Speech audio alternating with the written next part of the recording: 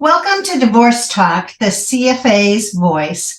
I'm your host, Carol Lee Roberts. I'm the president of the Institute for Divorce Financial Analysts.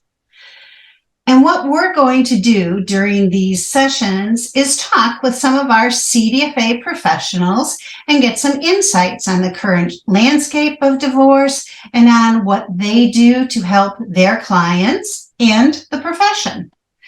The IDFA was formed in 1993, basically to address the financial inequities that often happened in divorce. The original designation was largely focused on the negative impact women faced after divorce. However, as things have changed, as more families have become dual income, more women have equalized their earning potential, the focus of the CDFA professional has really changed to just make sure we minimize any unnecessary financial consequences for those people going through divorce. Joining us today is Donna Cheswick. She's the owner and founder of Cheswick Divorce Solutions. Donna has been a CDFA since 2008 and is the former chair of the IDFA Board of Advisors. Welcome, Donna. Thank you for joining us for our first episode. Oh, well, thanks for having me. I'm honored. Can you tell our audience a little bit about how you happened to make divorce a focus of your practice? Well, years ago, I was getting a lot of recently divorcing clients coming to me after the divorce was done for help. How do I divide my assets? I'm getting a retirement account. What do I do with those monies and things like that? And I would read over their settlement agreements and I would ask questions on, how did they come to the decisions that they came to? And some of the answers that I heard would make me cringe. I mean, things like, I just wanted it over with, or, my attorney said this was a good deal, or I couldn't take it any longer. I didn't want to have a trial. I mean, all those kind of things. And I would see so many mistakes, or what I perceived to be mistakes, happening. And I couldn't believe that there wasn't a way to help people during the process instead of afterwards. And right around sort of that same time, I read an article on horse's mouth from a CDFA written about just this topic. And that was the first I had ever heard that this designation even existed. I did not know of its existence at all. And when I got my CDFA, I was the only one in my county in Pennsylvania that had the designation. So things have come a long way since then. It's funny talking about how people find the CDFA designation, either as a financial professional who thinks this is something they could add to their toolbox, or in the consuming public. I can't tell you how many times I personally have heard somebody say, "Oh, I didn't know there was such a thing. I should have known you were there when I was going through my divorce." So hopefully this podcast will do a little bit towards educating both sides of the equation.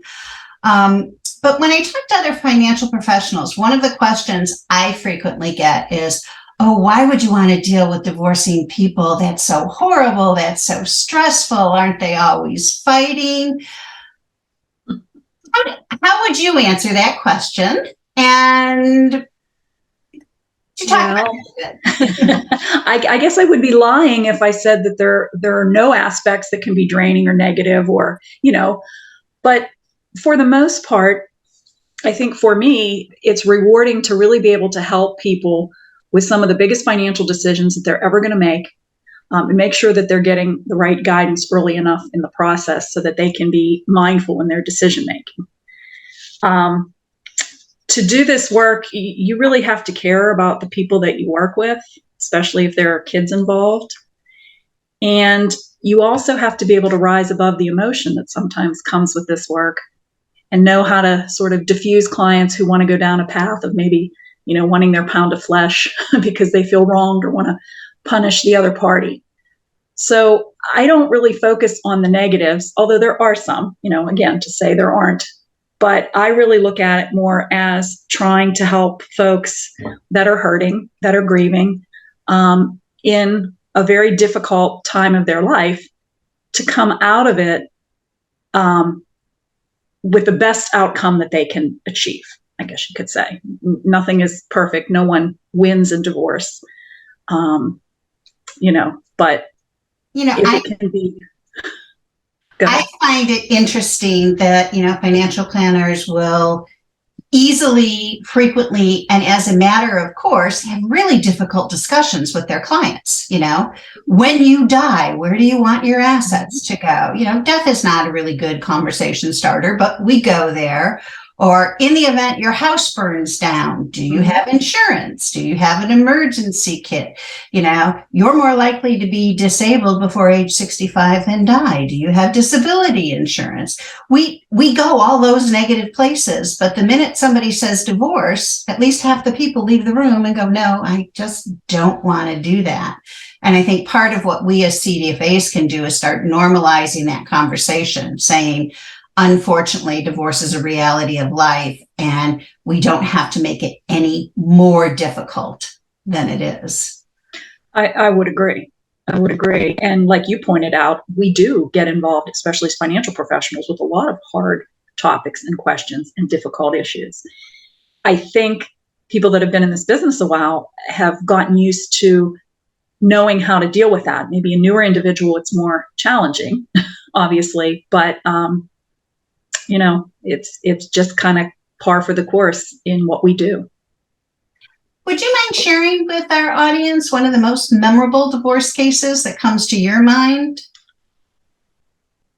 Well, I would have to say that the one that probably sticks in my mind as the most memorable for me, maybe not the most sensational or, anything like that, was early on when I was a CDFA, maybe about a year or two after I obtained my designation. I was working with an attorney on a case that just wouldn't settle, and it was headed for trial, unfortunately. And of course, I was trying to make a good impression with the attorney. I was newer to doing this kind of work.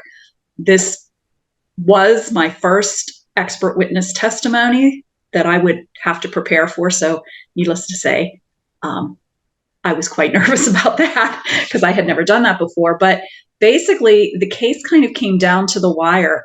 I remember I was at the courthouse that day for testimony, and the parties' attorneys went in and had a conversation with the judge, and they came back out. And they asked me right there and then on my laptop to run a different scenario than what we had discussed. And after some back and forth, they ended up settling the case, and I didn't have to provide expert witness testimony. But I was kind of, I don't know, that sticks with me, I guess, just because maybe it was my first experience in that kind of realm. It's funny because we at IDFA have recently been contacted by someone who is involved in a very protracted divorce case, and there were discussions as to his qualifications as an expert witness, and even went to the point of having another CDFA review all of his documentation and do a peer review of the report, all to get approved to testify. And court was supposed to be back in session on Monday, and I think Sunday night at 10 p.m. finally the case, after 4 years, settled. So it's, that happens a lot. Yeah. I mean, I've probably provided expert witness maybe 10 times in the last 14 years. I've probably been asked 50 times.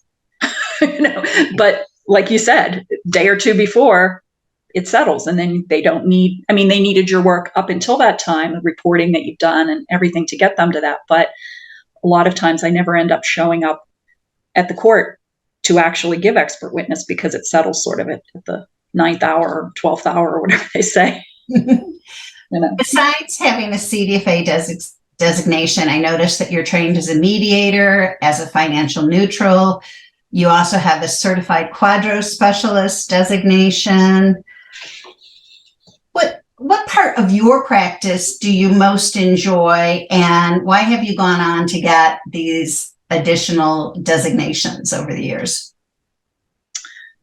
Well, I enjoy kind of all aspects of the divorce process, and I went on to get additional training because I wanted to be better at some of those things that I knew I would likely be coming across. I got my mediation training first, and I have to say that was a very, very worthwhile training, whether I ever mediated a case or not, it just sort of taught you a lot of life skills. I had young children. Talk about mediation at the home, just how to sort of rephrase things, how to think about things. So that has really helped. And I do act as a mediator now, and I really enjoy that work because I'm a big fan of any kind of process that keeps a client out of court. And if the parties can come to a workable arrangement between the two of them, it always seems to be better than something that's forced upon them, through some type of a court settlement. I really also enjoy, I don't know that I could pick just one of those, but I really also enjoy the quadro work that I do. I've been drafting quadros for about 11 years, and I find it fascinating. I love to learn kind of about the nuances of the different plans and how to advise attorneys on division issues so that they can make sure that they're aware of these things during negotiations, not after the fact, where I do unfortunately get things coming to me after the fact. And it's like, well, we can't do it exactly as you've wanted it written in your agreement because the plan will not allow that. So I guess education in that area, when I can help others become more knowledgeable, I find that very satisfying. And just for anybody who's listening to this that may be at the start of looking at working in divorce or divorce financial planning, a quadro is a qualified domestic relations order. It is the order that divides qualified assets or ERISA-based plans after divorce. So think 401k or a pension plan. And in the future, we'll have probably one or two full podcasts just devoted to quadros and what you need to know and what can go wrong with them. If there's one piece of advice you could give a new CDFA professional, something you wish you knew when you were starting out, what would it be? Well, it's hard for me to give one piece of advice, but I think when I got my designation 14 years ago, the internet was not as widely used as a resource tool as it is today. And so this would not be advice I would give to someone 14 years ago, but this would be advice that I would give to someone now, is everyone Googles just about everything. And they use the internet to find resources. And if you want to have a successful divorce practice, you want to be found by those folks that are looking for your services. So I think it's imperative that you be found online, and you have to build an online presence. Just because someone has a CDFA credential doesn't mean that divorcing individuals and attorneys are going to come knocking at your door the very next day. It takes patience, it takes persistence to really, build up a practice. But your end goal really should be, you want to be the go-to person for divorce in your local area. And that takes time and persistence. But I definitely think an online presence is key. Thank you. And I did kind of throw Donna a curve with that question because Donna has frequently given a 3-hour seminar for new CDFAs. And I just basically said, hey, you want to take that 3-hour seminar and put it into one little tidbit on a podcast? So thanks for that answer. And for those of you who are starting out at CDFA professionals, one of the easiest ways to start your online presence is to use the bio section of the IDFA website. You're able to go in there, put your name, your location, you can put pictures, you can put videos up, but the consuming public does come to our website to look for CDFA professionals, so don't miss listing yourself there.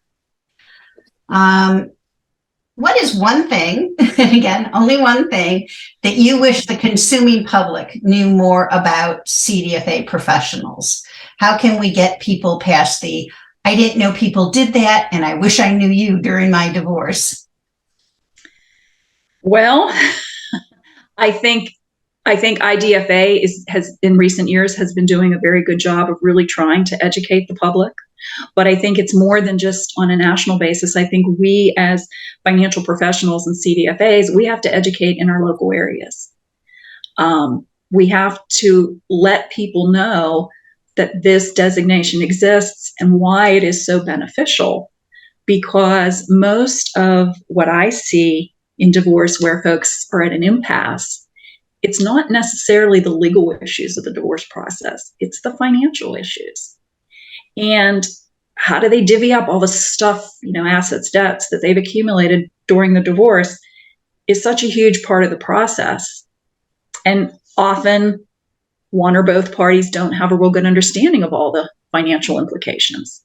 So I think we all can do better in really trying to educate the public at large. You can do it a lot of different ways. You can write local articles for, resource materials in your area. And I just think the more that it's talked about and the more that people have positive experiences using a CDFA in their divorce, that is also very telling, and people will tell their friends and so on. If you have a good experience with a professional, you share it.